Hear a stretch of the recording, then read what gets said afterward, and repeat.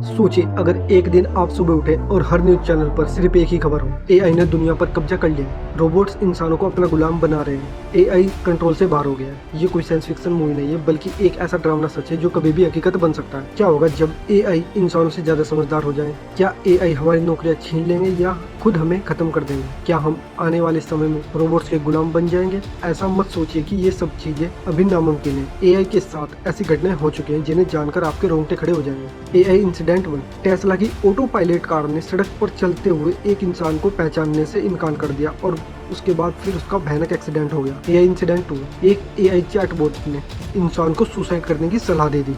AI incident 3। Amazon का AI system खुद ही महिलाओं को जॉब इंटरव्यू में रिजेक्ट करने लगा। अब सवाल ये है कि क्या एआई हमें बचाएगा या हमारी तबाही की वजह बनेगा? इस वीडियो में हम आपको दिखाएंगे एआई का काला सच, दुनिया की सबसे खतरनाक एआई घटनाएं और टॉप एआई पावरफुल देश और 2023 का भविष्य। तो इस वीडियो को लास्ट तक देखिए क्योंकि आगे जो आप सुनने वाले हैं वो आपके होश उड़ा दें। आज एआई सिर्फ एक टूल नहीं है बल्कि एक पूरी दुनिया बन चुका है, जैसे कि top AI technology Grok 3। Grok 3 अच्छी तरह से तार्किक उत्तर दे सकता है, मैथ की कठिन समस्याओं को हल कर सकता है, कोडिंग भी कर सकता है, साथ ही किसी भी फोटो को जनरेट कर सकता है। और इसे इस्तेमाल करने के बाद आपको न ही इंजीनियर की न ही टीचर की जरूरत पड़ेगी। आप सब चीजें एआई से सीख सकते हो और अपना काम कर सकते हैं। अगला एआई है चैट जीपीटी।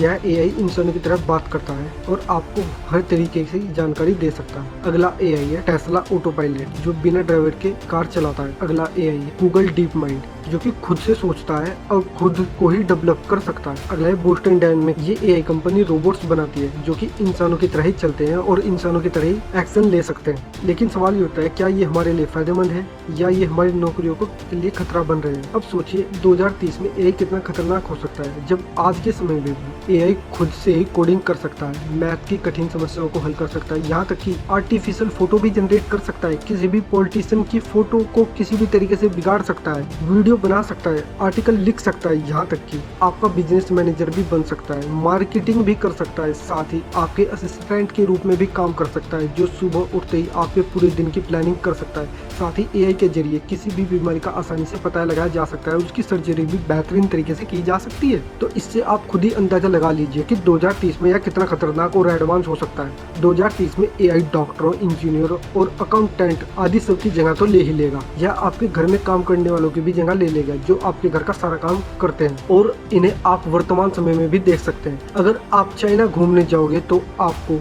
दुनिया की पहली फ्यूचरिस्टिक सिटी देखने को मिलेगी जहाँ आपको काफी ज्यादा एआई रोबोट्स काम करते देखने को मिलेंगे जो घर के काम के साथ ऑफिस का भी सारा काम कर लेते हैं। वहाँ पर एआई सामान भी डिलीवर कर रहे हैं, यहाँ तक कि मिलिट्री के लिए भी चाइना एआई रोबोट बना रहा है। आप खुद ही सोच सकते हैं कि चीन एआई के मामले में अमेरिका को काफी ज्यादा पीछे छोड़ चुका है। अब आप मुझे बताइए कि क्या भारत चीन और अमेरिका को पीछे छोड़ सकता है या नहीं? अब यह बात तो बिल्कुल पक्की है कि 2030 तक एआई काफी ज्यादा शक्तिशाली हो चुका होगा और यह कई नई तकनीकों का आविष्कार भी कर चुका होगा जो मनुष्य को नई चौर पर लेकर जाएगा। लेकिन हर चीज के फायदे और नुकसान दोनों होते हैं। एआई कितना खतरनाक हो सकता है आप सपने में भी नहीं सोच सकते। जैसे कि डीप फेक एआई। ये एआई नकली वीडियो बना सकता है और किसी भी इंसान की इमेज खराब कर सकता है, चाहे वो कोई सेलिब्रिटी हो या कोई आम इंसान। आज दुनिया के शक्तिशाली देश एआई सैनिक और एआई हथियार बनाने में लगे हुए हैं जो पूरी दुनिया के लिए खतरा हो सकते हैं। साथ ही इसमें चीन और आगे निकलते हुए अपने लोगों पर नजर रखने के लिए सुपर एआई सिस्टम का इस्तेमाल करता है जो कि वहाँ के नागरिकों की हर हरकत पर नजर रखता है। और भविष्य में एआई कई लोगों की नौकरियां खाने वाला है, जैसे कि इंजीनियर, डॉक्टर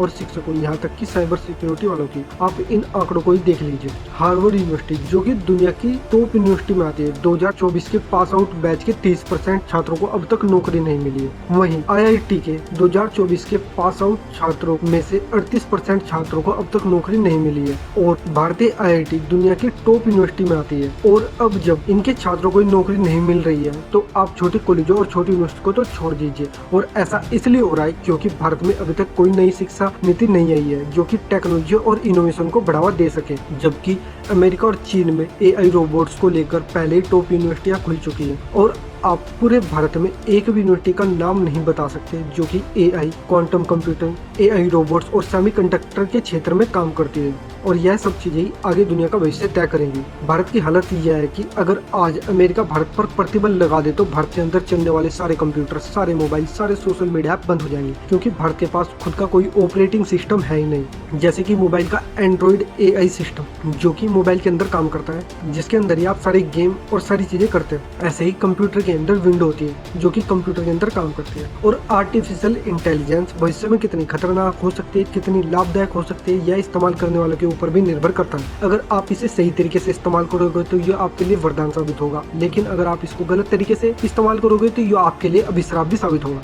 जैसे कि हाल ही में वायरल हुई चीन की एक वीडियो जहां पर एक एआई रोबोट इंसानों पर हमला कर देता है। अब इस वीडियो को ही देख लीजिए। इस वीडियो में एक एआई रोबोट दूसरे रोबोट को किडनैप कर लेकर जाता है और उनको अपनी बातों में फंसा लेता है, जैसे कि इंसान करते हैं। और अब ये कहना बिल्कुल गलत नहीं होगा कि जो देश एआई रोबोट्स में आगे होगा वही देश अगला सुपर पावर होगा, चाहे इसमें भारत हो, अमेरिका हो, चीन हो, जापान हो। और इनमें से अगला सुपर पावर कौन होगा आप कमेंट में बता सकते हैं। अगर आपको ये वीडियो पसंद आए तो लाइक करें, सब्सक्राइब करना ना भूलें। मिलते हैं अगली वीडियो में, तब तक के लिए सतर्क रहिए और टेक्नोलॉजी को समझते रहिए।